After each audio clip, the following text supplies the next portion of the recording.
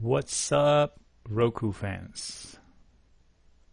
Looking at Roku update from last week, just so we can get smarter about the week that is coming. It's going to be, first of all, macro week, pretty important.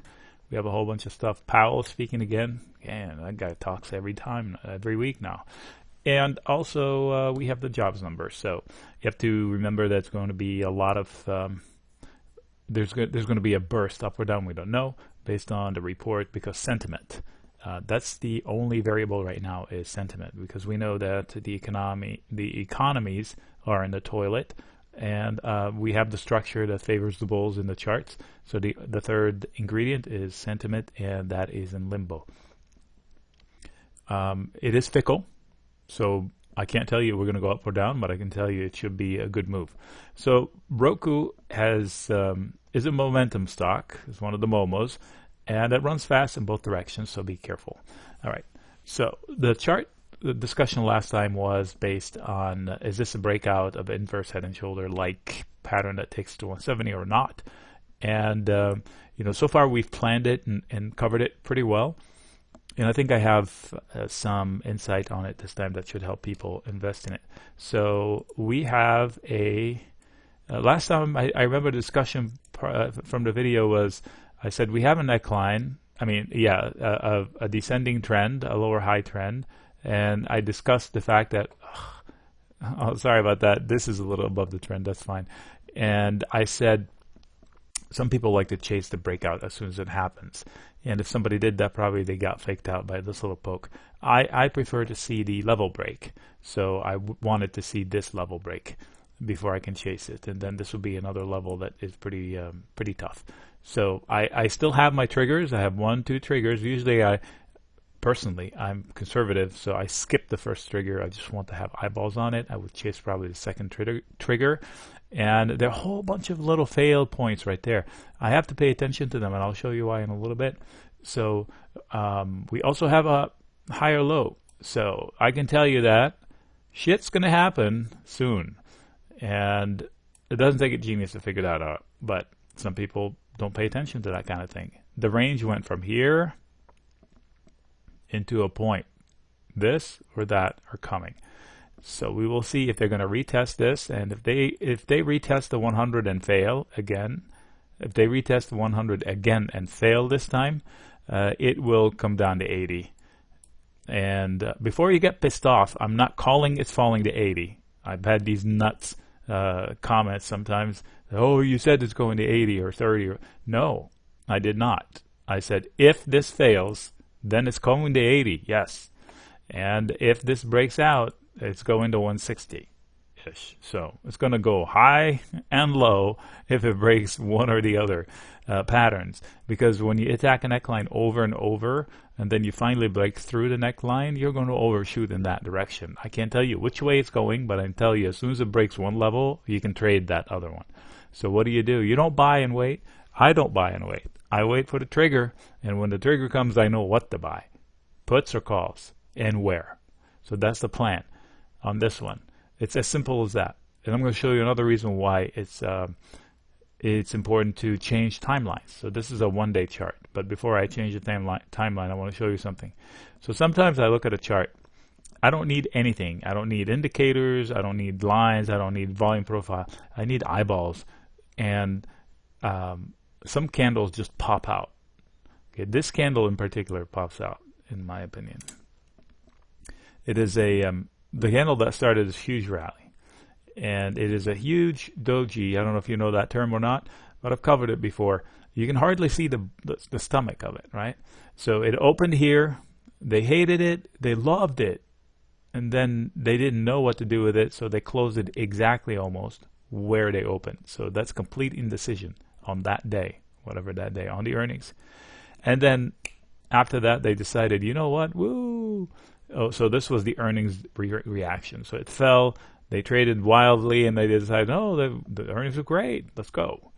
And then the opposite reaction happened on this earnings day. But this candle right there sticks out. So, and if I look left, look where it matches up with this candle. So what I'm saying is, study charts. because machines are trading, and that's how they trade. They look left. All right, so look, it's pretty important now, and it's just below current price. Something to note, okay, because they made a decision back here, and now they're fighting with that same decision line. All right, so that was a 1-day chart. So I'm going to go to 60 minutes. All right, so right here, this is a 1-hour chart. Every candle is 1 hour. And remember I said the action is getting tighter and tighter. Well, now you can see it from two things, getting tighter and tighter for sure, which means supports the idea of having something happen soon enough. Same concept, but more importantly, look at this collection. Bottom, bottom, bottom, bottom, emphatic, and failure, emphatic, and even tighter. So Roku doesn't do that often. Something's coming, people. Get ready. Hold on to your britches, so they say. So look, it does not consolidate this tightly bunched for a long time. This was one. This, you could say this was one. It doesn't spend a lot of time. Look, little. So something's happening. Let me see if I have any lines. I do have lines. Okay, so I'm going to go into 15 minutes. I was helping somebody with support lines trading a day one day. So I said if it doesn't hold here, it's going to here. And sure enough, it came exactly to my blue line. I draw these lines ahead of time. In fact, let me zoom out now that I have that. We'll go to 1 day. I'm doing this backwards and zoom out. Nope. There you go. Tons of lines, right? But they're for periods of time. I don't like to delete them until they become completely obsolete. Like right here, the white lines, there was a squeeze, and I didn't know it was going to go lower or higher, but it went higher. More big picture, there was a neckline. It's not a perfect head and shoulders, but there was a neckline, and once they lost this level, I knew they were going to fall to here. They over-delivered. And I promise you these are drawn ahead of time. You can review my videos before. All right, so in this case, I'm going to go back to, what were we at, 15 minute, and reset it. Okay, so I was helping somebody, let's go to 5, trade levels, and these were the levels for that day or week. So they came down through 1, 2 support level and held on the last one. If they lose the last one, they're going to go lower. So it's important to know the levels that are in play. So this support is no longer support now, right? Because it was lost. Now it comes to here. And I comfortably can say it's going to be resistance level 1 that they need to deal with. And if I copy and paste it, there's going to be another one right above it. And this will definitely come over to here.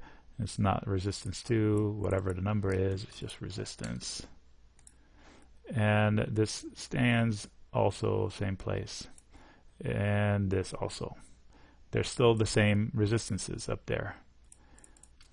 So yeah, if you actively trade a stock and you don't do this, then what the hell are you doing? Because your opponents are doing this. Support still is support. Okay, they poked through it, but still a support, and this is support. All right, so it's not 3, but it's still support. So why do I say you need to do this? Because if you're long a position or looking to get long, how do you know where to get long unless you've studied the chart before? You don't get long because, hey, it's a good deal. I promise you the charts speak better than good deals. So this is a very pointy bottom, short term. This is a very pointy bottom. So if I wanted to draw more lines, yes, more lines. You can draw a line here. I don't like to draw trend lines. I prefer to draw level lines, but that's personal preference. I'm just going to stop here because we have the other line to take it lower from there if I want to. And then the trigger higher from here. They're going to hit some resistance here and probably come to here. And then the battle there. So this is the plan on Monday, Tuesday. And let's see what happens there. This is as simple as it is with Roku. If you want to talk fundamentals, you're not going to like what I'm saying. They need to get their shit together. When are they going to make money? 17 years later. So we'll see. Price to sales is 12. It's not cheap. That's if you talk about growth companies. If this is supposed to be a growth company, it's 3 times more expensive than Amazon, about 1.5 times maybe more expensive than Facebook from that perspective. Who else competes with it? I don't know. So it's an unusual setup for a company, but they promised me that they're doing great things. So to me, I'm not excited to own it on dips for the long term because it hasn't showed any potential for the long term. It hasn't grown into its potential for the long term. I know that's going to piss off some people, but this is my personal opinion on it.